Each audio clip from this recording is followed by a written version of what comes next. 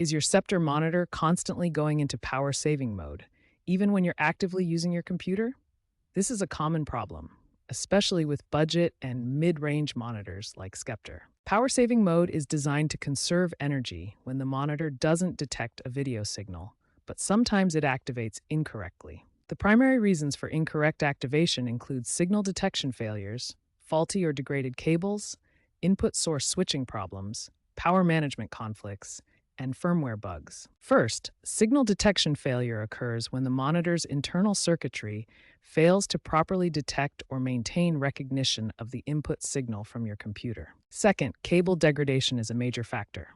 HDMI, DisplayPort, or VGA cables can experience signal degradation over time, especially with longer or lower quality cables. Third, input source switching problems occur when automatic input detection malfunctions between multiple connected sources like HDMI and DisplayPort.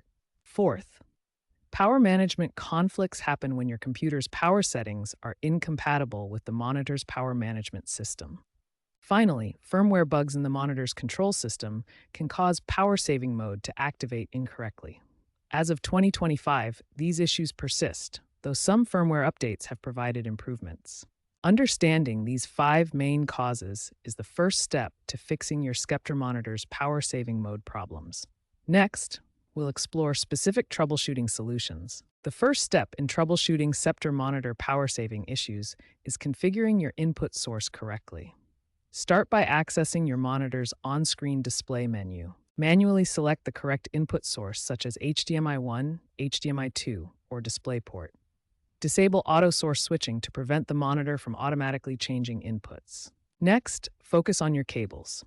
Cable issues account for 60 to 70% of Sceptre monitor power saving problems. Use high-quality, certified cables for reliable connections. Ensure cables are securely connected at both ends.